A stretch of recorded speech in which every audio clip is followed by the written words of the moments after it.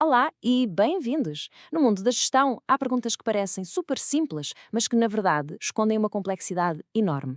Hoje vamos mergulhar numa dessas perguntas, uma que está na origem de imensos problemas de eficiência e de colaboração em muitas empresas. E a pergunta é esta. Parece básica, não é verdade? Mas a verdade é que a falta de uma resposta clara, de uma resposta partilhada, causa uma confusão e uma ineficiência brutais dentro das organizações. É aqui que tudo começa a complicar-se. Se fizermos essa experiência, é quase garantido que vamos ter 10 respostas diferentes. E isto não é só uma questão teórica, tem consequências bem reais. Cada equipa, cada departamento, acaba por funcionar com a sua própria ideia do que é um serviço, e isso torna a colaboração, bem, quase uma miragem. E para baralhar ainda mais as coisas, até as entidades que definem as normas, como a ISO, têm mais de uma centena de definições diferentes para a palavra serviço. Ora, se nem os especialistas se conseguem entender, o que é que podemos esperar do resto? A questão central é esta. Sem uma linguagem comum, sem um entendimento partilhado e sem ambiguidades, como é que se pode sequer pensar em construir cadeias de fornecimento que funcionem? Ou gerir ecossistemas com vários fornecedores? Ou até mesmo alinhar equipas dentro da mesma casa? É simplesmente impossível. E esta falta de clareza não fica só no papel, tem consequências bem dolorosas e um custo muito real. É isso que vamos ver agora, o elevado custo da confusão. Esta citação de Russell Ackoff é absolutamente perfeita para descrever o que acontece. As organizações investem fortunas a otimizar processos, a implementar ferramentas, mas se a base de tudo, a definição daquilo que estão a gerir, estiver errada, o que estão a fazer é, na verdade, a tornar a ineficiência permanente e a acelerá-la. E isto leva-as a ficar presas a soluções demasiado complexas. Frameworks que prometem controle, mas que na realidade muitas vezes só trazem um caos, deixando as equipas a correr atrás do prejuízo, a gerir os sintomas em vez de resolverem a causa do problema. E aqui vemos o contraste de uma forma, bem, gritante. De um lado temos as frameworks tradicionais, como o ITIL, que é como ter uma biblioteca gigante, com mais de 34 práticas.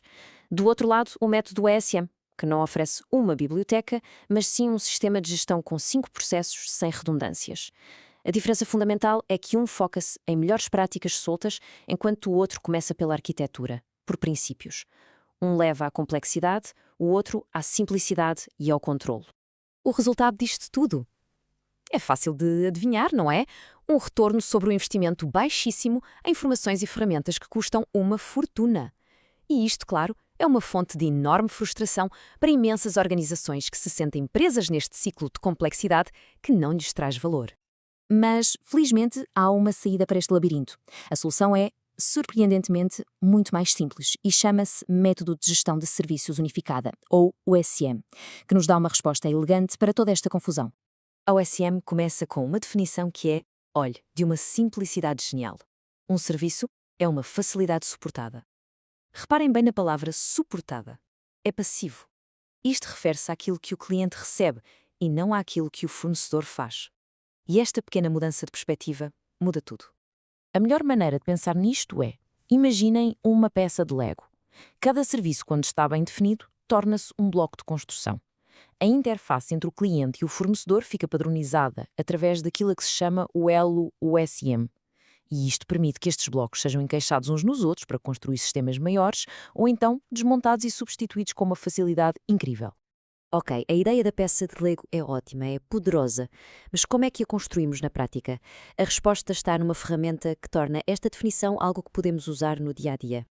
A ferramenta para construir a nossa peça de Lego é o Service Model Canvas, e ele divide qualquer serviço em 3 partes essenciais. Primeiro, a facilidade. O que é que estamos a disponibilizar? Vamos pensar num software de contabilidade.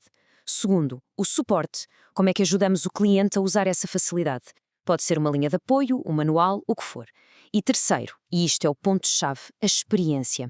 Qual é o resultado, o valor que queremos entregar ao cliente? Neste caso, seria, por exemplo, ter as contas em ordem, sem erros e com menos stress. E é este terceiro elemento, a experiência, que nos permite começar a subir na escada de valor. Deixamos de gerir apenas coisas como tecnologia ou sistemas e passamos a focar-nos em entregar resultados que realmente importam. Este modelo mostra-nos o caminho.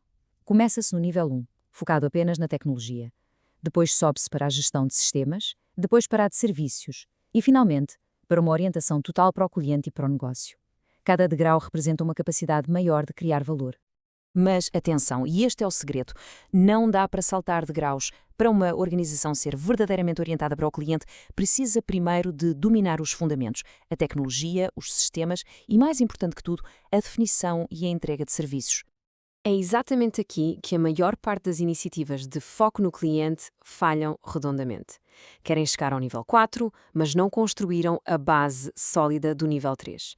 E a pedra basilar dessa base é precisamente ter uma definição clara e partilhada do que é um serviço.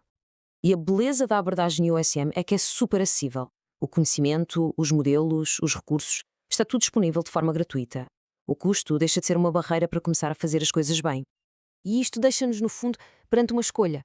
Uma decisão que cada organização tem de tomar sobre o seu futuro. A escolha parece clara, não é? De um lado, continuar com o pensamento tradicional, a usar frameworks complexas que, no fundo, só cimentam as ineficiências, ou do outro lado, abraçar uma abordagem simples, estruturada, baseada em arquitetura, para construir um futuro mais simples, ganhar controlo e já agora melhorar o retorno dos investimentos que já foram feitos. Que caminho será escolhido? Fica a reflexão.